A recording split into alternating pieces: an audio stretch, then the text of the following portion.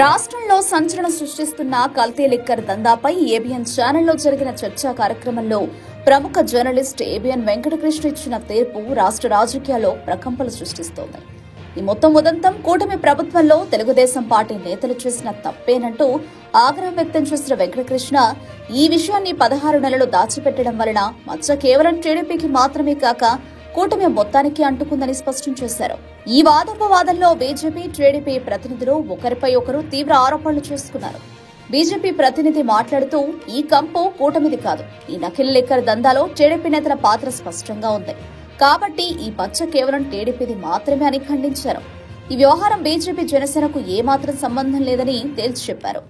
దీనికి బదులిచ్చిన టీడీపీ ప్రతినిధి వ్యవస్థలో జరిగిన తప్పును ఒక్క పార్టీకి అంటగట్టడం సరికాదు, కంపు ఒక్క టీడీపీది కాదు, కూటమిలో భాగమైనందున ఇది కూటమిది కూడా అంటూ వాదించారు.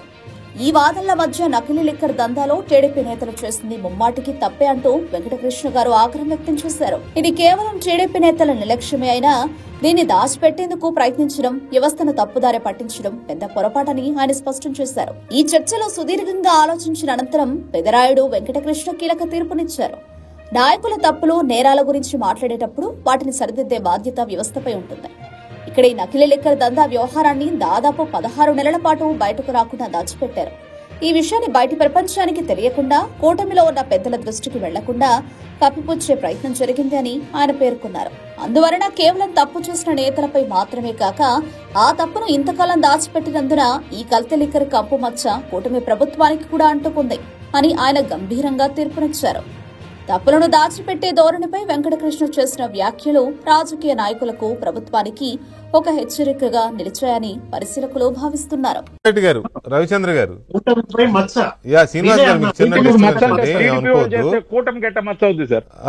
కూటమికి మచ్చ అవుద్దా అంటే, ఇప్పుడు ఏదన్నా మంచి జరిగితేనేమో కూటమి అనుకుని, ఇటువంటి చిన్న జరిగినప్పుడేమో కూటమికి మచ్చ కాదు అని అనుకోవడం అనేది కూడా కొంత హిపోక్రసీ అవుతుంది. తెలుగుదేశం పార్టీది అయినా కూడా, తెలుగుదేశం పార్టీ ఇచ్చుకున్న టికెట్ అయినా కూడా ఒక అవినీతి పరుడికో లేకపోతే ఒక స్కామ్స్టర్ కో లేకపోతే ఇలాంటి వ్యక్తి ఒక టికెట్ ఇచ్చుకోవడం తెలుగుదేశం పార్టీ తప్పిదం అయినప్పటికీ 16 నెలలుగా ఈ కేసు బయటికి రాకపోవడం అనేది కూటమి ప్రభుత్వం తాలూకు వైఫల్యం.